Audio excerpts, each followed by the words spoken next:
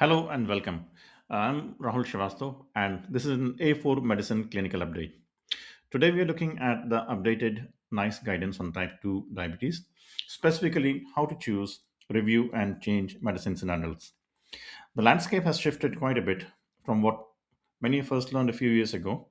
And in the next 15 minutes, I want to take you through what's changed, what to prescribe, and importantly, when to stop or rethink treatment.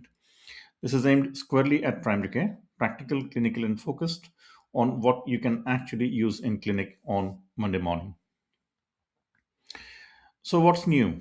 And let me start with the headlines, the six things that are genuinely different.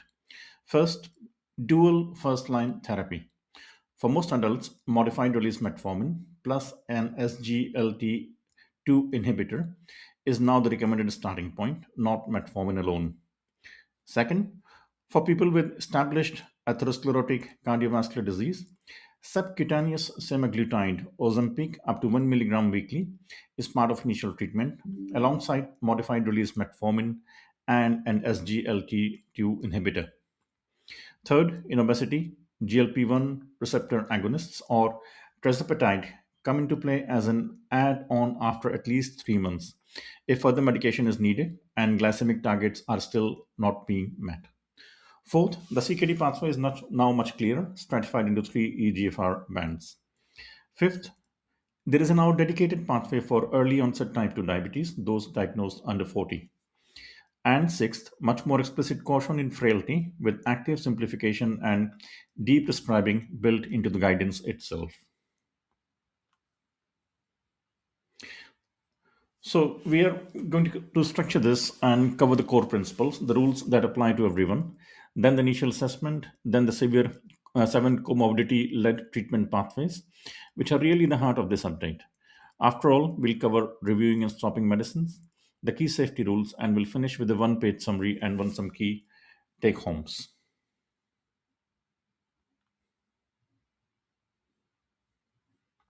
Six principles underpin everything that follows. First, shared decision making is non negotiable. That means discussing HbA1c impact, weight effect, cardiovascular and renal protection, contraindications, adverse effects, and adherence, not just handing out a prescription.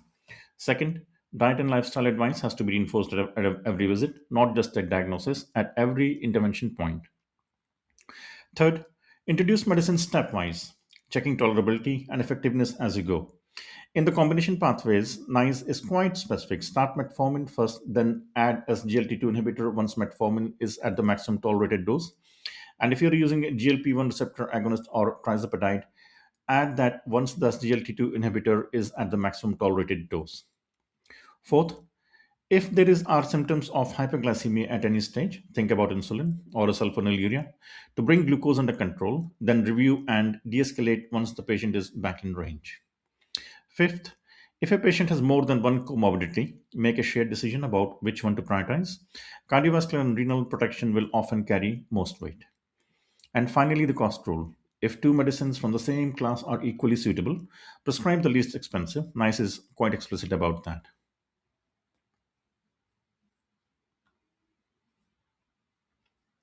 Before you choose a drug, assess the patient. So, in the initial assessment, four things to check: cardiovascular status, is there established ASCVD,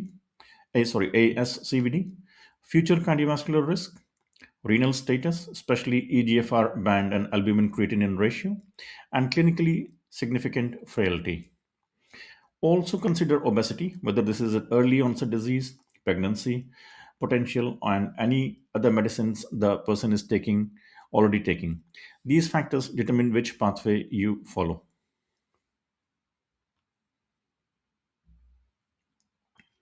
Let us start with the simplest case, an adult with type 2 diabetes and no relevant comorbidities. For most people, first line treatment is modified release metformin plus an SGLT2 inhibitor. That is the major conceptual shift in this update. To be precise, NICE is saying this is the recommended starting point for most adults, subject, of course, to suitability, contraindications, and shared decision making. If metformin isn't tolerated or is contraindicated, offer SGLT2 inhibitor monotherapy.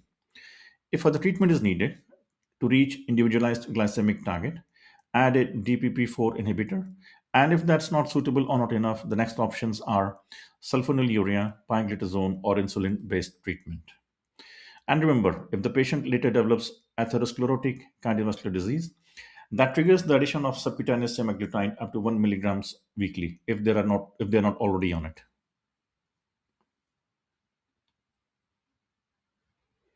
In obesity, the starting point is again modified release metformin plus an SGLT2 inhibitor, but the escalation is different. If further treatment is needed after at least 3 months, consider adding a GLP-1 receptor agonist or tirzepatide. This is where the weight benefit agents come in. If a GLP-1 receptor agonist as tirzepatide isn't suitable, then think about a DPP-4 inhibitor. And after that, the more traditional options, sulfonylurea, pioglitazone, or insulin. So the key messages here is where obesity is the driving comorbidity, weight priority escalation comes earlier in the pathway. CKD is now much more cleaner because NICE has split it into three EGFR bands. First, EGFR above 30, use the standard approach. Modified release metformin plus an SGLT2 inhibitor. If metformin is contraindicated or not tolerated, use SGLT2 inhibitor monotherapy. If further treatment is needed, add a DPP4 inhibitor, then consider pioglitazone, a sulfonylurea if GFR remains above 30 or insulin based treatment. Second band is EGFR 20 to 30. Here, metformin is not used. NICE recommends either dapagliflozin or empagliflozin plus a DPP4 inhibitor. If further treatment is needed, consider pioglitazone or insulin-based treatment. And this is important wording point. Sulfonylurea is only an option if GFR is above 30. So below that threshold, it drops out. Third is EGFR band below 20. Consider a DPP4 inhibitor. If that is not tolerated or not suitable, think about pioglitazone or insulin-based treatment. In practice, SGLT2 inhibitors and sulfonylureas are generally not part of this pathway at this level. And again, if ASCVD develops later, add subcutaneous semaglutide up to 1 milligram weekly if appropriate. Uh, Atherosclerotic CVD is the one pathway where triple therapy is part of initial regimen. For adults with established atherosclerotic cardiovascular disease, start modified release metformin plus an SGLT2 inhibitor plus subcutaneous semaglutide up to 1 milligram weekly. If metformin isn't tolerated, then it becomes SGLT2 inhibitor plus semaglutide. If further glycemic lowering is needed, the add-on options are sulfonylurea, pioglitazone, or insulin-based treatment. This is the most intensive first-line pathway in the update, and it reflects the fact that in this group, the treatment choice is driven not just by glucose, but by cardiovascular protection as well. Heart failure, and this applies regardless of ejection fraction. First line therapy is modified release metformin plus an SGLT2 inhibitor. If metformin isn't tolerated, use SGLT2 inhibitor monotherapy. If more treatment is needed, add a DPP4 inhibitor, then consider sulfonylurea or insulin based treatment. And the hard stop here is pioglitazone. Do not use pioglitazone in heart failure because of fluid retention risk. So the memory here aid is quite simple. Heart failure means SGLT2 inhibitor. Pioglitazone is out. Early onset type 2 diabetes. This is a new dedicated pathway for adults diagnosed under the age of 40. So cutoff is very clear here, is age of 40. Start with modified release metformin plus an SGLT2 inhibitor and consider a GLP-1 receptor agonist or tirzepatide early. The rationale is straightforward. Younger adults with type 2 diabetes face a longer disease duration and a higher lifetime cardiovascular risk and renal risk. So NICE is encouraging us to think early about the therapies with broader long-term benefit. If metformin isn't tolerated, use an SGLT2 inhibitor and still consider early GLP-1 receptor agonist or tirzepatide where appropriate. If further medication is needed, the pathway then moves on to the usual options sulfonylurea, pioglitazone, insulin, or DPP4 inhibitor, depending on what is already in use and what is suitable. And if a woman of childbearing potential, do make sure pregnancy planning is part of the conversation.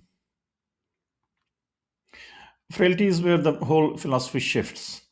Here, the priority is not progressive escalation, it is avoiding harm.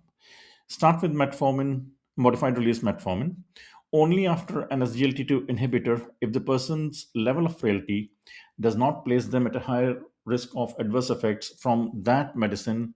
And NICE gives volume depletion and hypotension as examples. If metformin isn't tolerated, consider an SGLT2 monotherapy, or if SGLT2 is a concern, a DPP4 inhibitor. But the bigger message here is the simplification mindset.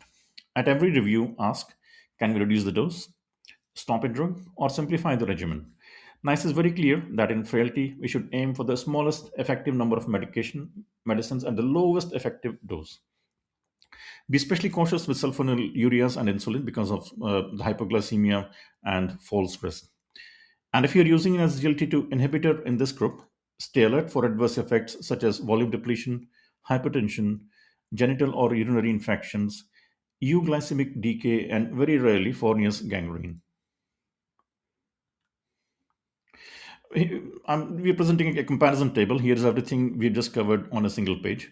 And you can see the overall pattern for most pathways. The backbone is modified release metformin plus an SGLT2 inhibitor. What changes is what gets added and what gets ruled out. Uh, atherosclerotic cardiovascular disease add upfront semaglutide. Obesity brings in GLP-1 receptor agonist as tirzepatide after at least 3 months if further treatment is needed. CKD changes at the 30 and 20 EGFR thresholds. Heart failure, remember exclude pioglitazone. Early onset type 2 diabetes encourage us to think about GLP-1 receptor agonists as tirzepatide, and frailty strips the regimen back to the safest workable minimum. And one table, seven pathways, that's the logic of the update.